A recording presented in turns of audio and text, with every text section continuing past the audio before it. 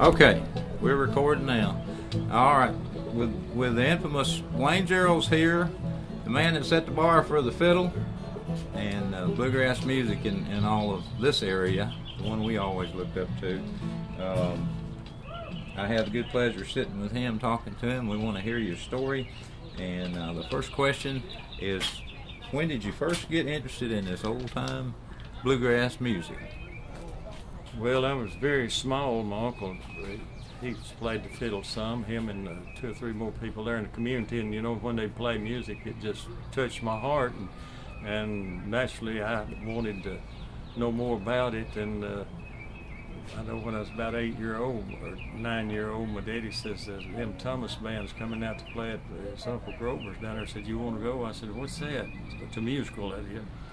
Then I went, and when they played, I said, Lord, I want to do that. I said, that's the most beautiful thing I ever heard. And so you started with the fiddle? Was that the first instrument? Well, because I didn't have a fiddle. I tried to get a fiddle, and I'd sell garden seed, and I never could get up enough to get me a fiddle. So I started on, finally started in high school. I wanted to get in the band and play. Yeah.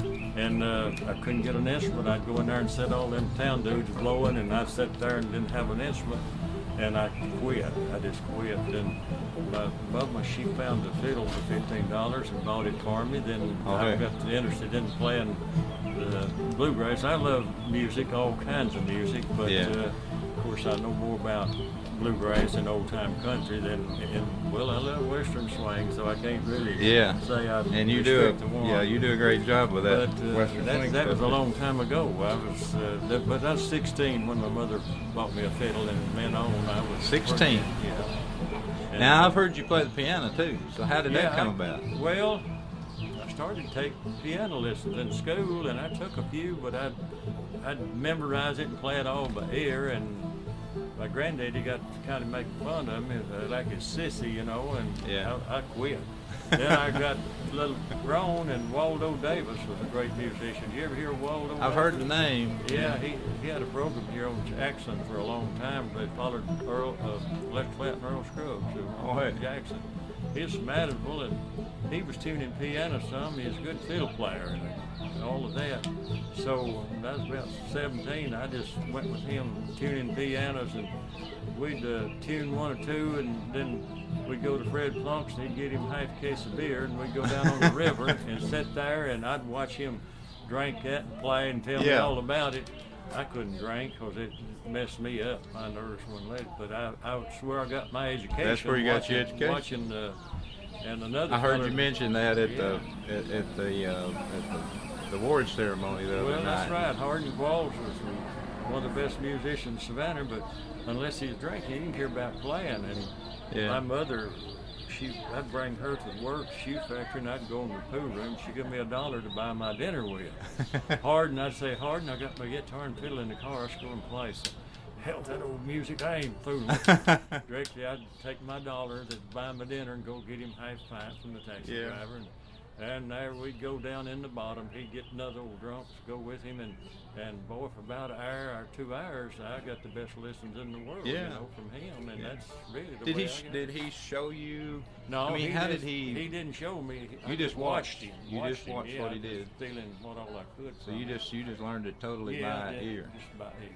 He didn't break it down for you or nothing. He didn't break it down. When I was in Memphis and learning to tune pianos, I went to taking a few violin lessons from Speedy McNett. He was I've heard that name. For a while, and I got to enjoying that, but I didn't stay there too long. Went back to Savannah, and nobody could read music, and I couldn't read it but very little, and so I just got back by ear and found a lot of bands to play with that way. Yeah.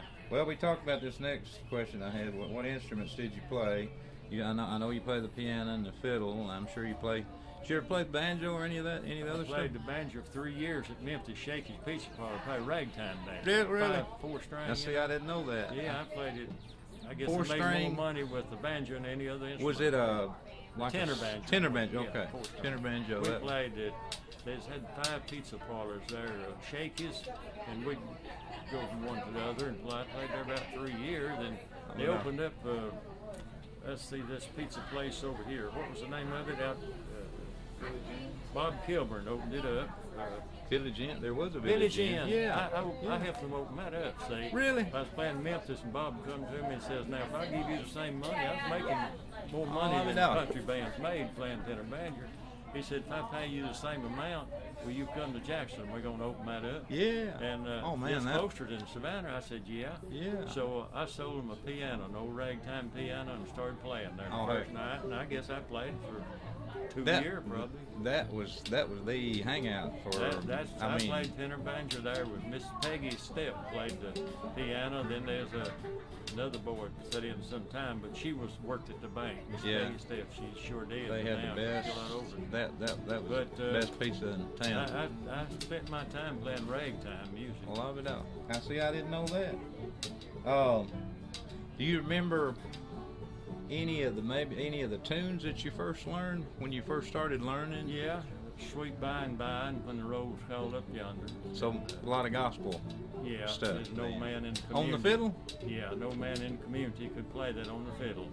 And he'd sit down and show, well, I don't know what he showed me. I'd just watch him, and he played the G Waltz. That was a pretty old waltz tune, and that's been about 65 years ago, nearly. And that old waltz tune is still beautiful now. Yeah. It's a G Waltz, he called it. Do you remember any of it? Yeah, I could play it. Gonna play a little of it? Let's see. In G, play a then line we go to two. D and A, just regular old G. Play around there. there. Oh, by the way, we got Mr. Tom over here on the guitar. His left hand man. I'm not anybody famous. You will. One of these days, you're gonna be. You keep hanging around him, you're gonna be famous one of these days.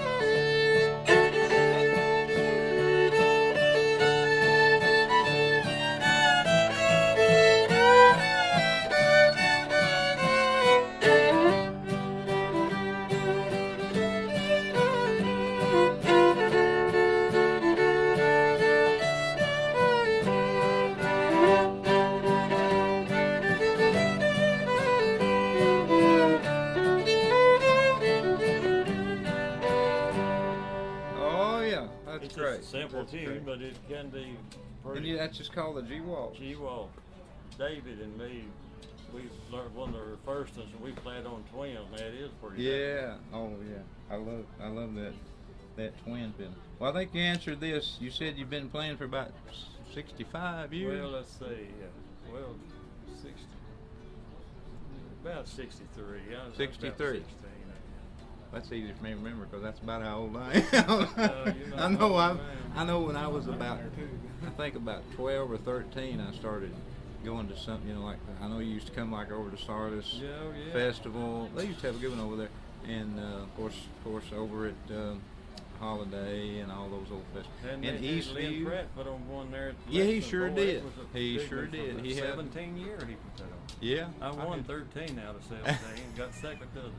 So now that was going to be one of my questions right there. Yeah. I know you've been in won countless number of contests, fiddle contests all over the country. You have any idea how many contest you've won? No, I guess it'd be 75 to 100 probably. 75 to 100. Back. The last one I won, Tom and me went down to what part of Fayette, Alabama. Fayette, Alabama, about 3 weeks ago, and we got first in it. Really? Good prizes, 500, and we got 500 on the band. So we really. Do you? That's something curious to me. I'm glad you mentioned that. Do you find that the contests are fading away?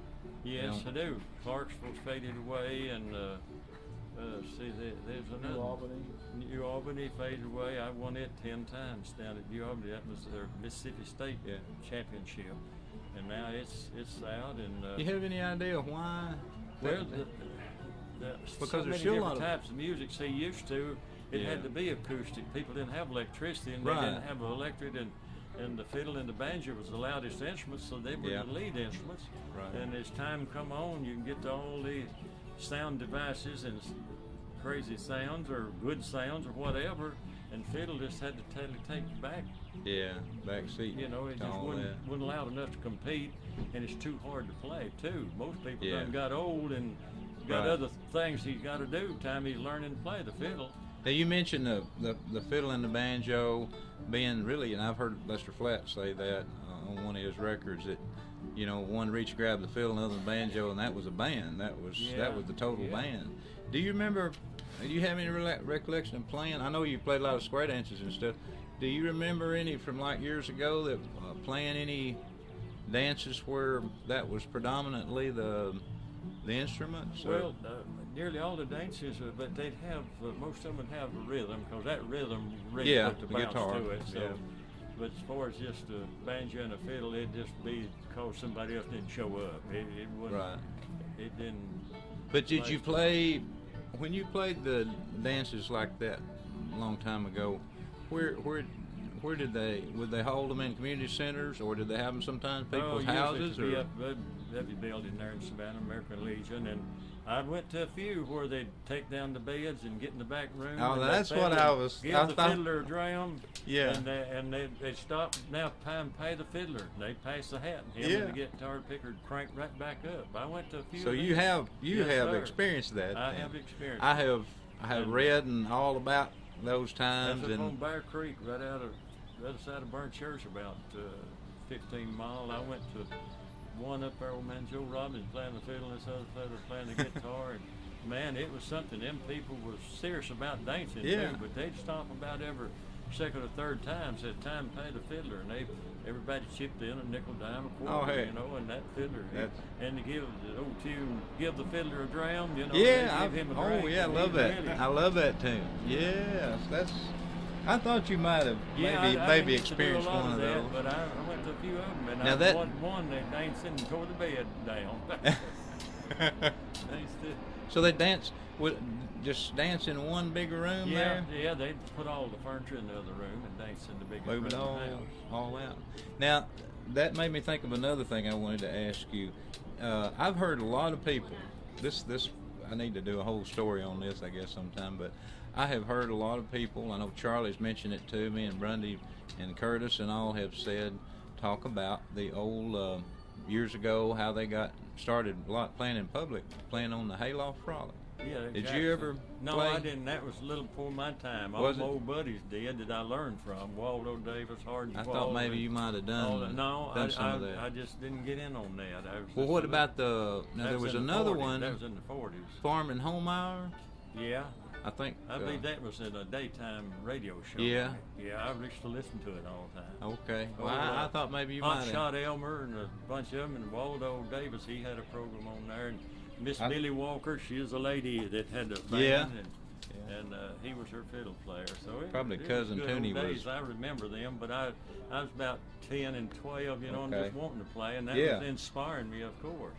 All right. Well, now, I don't want to keep you all night, but I could easily. But I know you've played all over the world and played with the father of bluegrass. That had to be that was one thing I was curious to get your reaction to. What was it like when he called you and asked you to join him? It was, it was mixed feelings. I thought, well, am I going to mess up? Can I do it?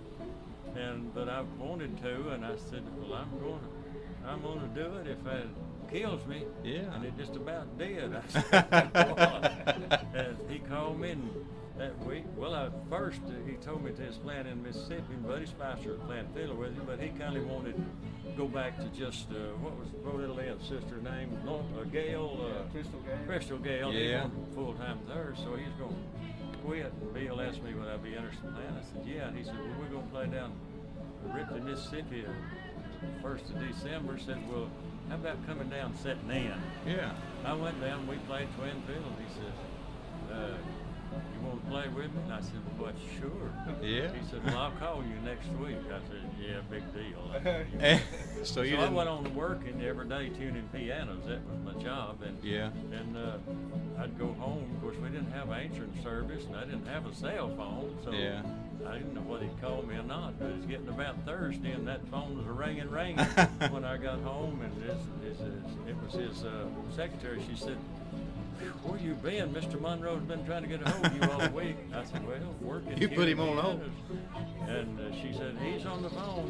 Where you been, boy? I said, tuning pianos out working. Well, you gonna play with me? I said, when?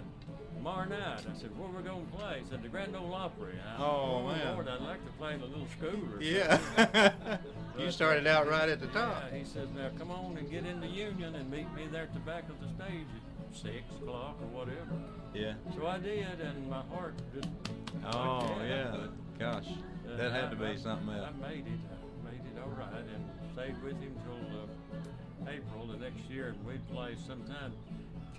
One week we played 7 nights, and another week we played 6, and a bunch of them 4 and 5. And I was had a business there in Savannah, and I was making a lot more money at that than I could with Bill Monroe, as a backup musician. Yeah. So then I got Scotty a job a little later. Tom Ewing quit, and I asked Bill, or he asked me about somebody who could really sing, play the guitar, and I told him about Scotty. And we'll bring him along. I took him along. We went up there to Savannah, Georgia, and played a show, and Scotty come out and sang a couple, and Bill kind of liked him. Scotty could sing back then. Yeah. Still does a good job. So got him a job, and we stayed on till next year in April, I believe, and they're going to celebrate their 50th anniversary at the Grand Ole Opry, and them 2 boys that had quit, they just there every day. They didn't have nothing they couldn't get nothing else, equivalent to it. Yeah. So they wanted their job back, and I wanted to lose in an honorable way, and Scotty did too. So it worked out. Yeah. Okay. Well, that worked out good then. Yeah. But you got to experience the playing with the master the there. Grand Ole Opry, flying to Las Vegas, and all them places. Oh, heck. We had a good time, but I made the statement. I moved an old house there at Savannah, big old 2-story. I moved it across town, and that was off the job I ever got into. And I said, well, I've done 2 jobs that I wouldn't do again for $50,000 a piece. And that was play Bill Monroe and travel and move that house. But I wouldn't take $50,000 for the experience. It's just a one-time thing. That's a once-in-a-lifetime thing there to be able to do something like that. That's amazing. Winning contests, and I guess getting to play in the Buford Putzer movie was about the 3 best things ever. Now tell me about that. You played on the movie. Yeah, I played the fiddle in the square dance scene. It was on the Real American Hero. Yeah.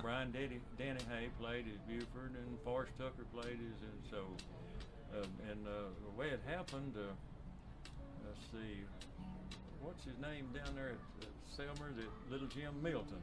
He was just a young boy playing banjo. Yeah. But his uncle was not a sergeant, but a captain on the highway patrol. Yeah. So they were coming in here to make the movie, and when they did, he was escorting them around, and this fella with Bang Crosby Productions says, we're going to have a square dance scene like Buford used to go to the square dance scene. Yeah. Says, you know where we can get some musician? And he said, well, my nephew is the best thing around, talking about Little Jim, and he was good. So Little Jim auditioned and got it, and his daddy called me. He said, would you play in the movie with us? I thought he was kidding me, and I said, oh yeah, big deal.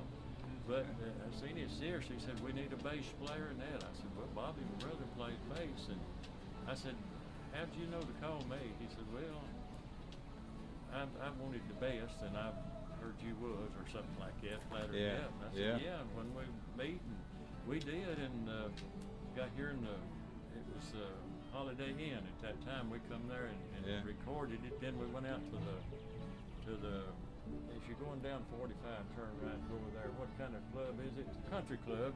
That's where we filmed it, but we already had the music recorded at the Holiday Inn. Oh, hey.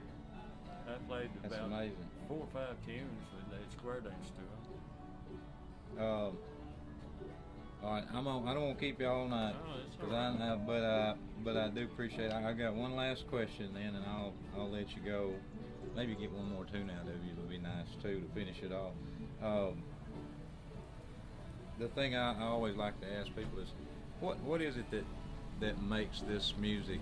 And when I say this music, I mean the bluegrass, old time music, fiddle music. You know, what do you think makes it, or what makes it special to you?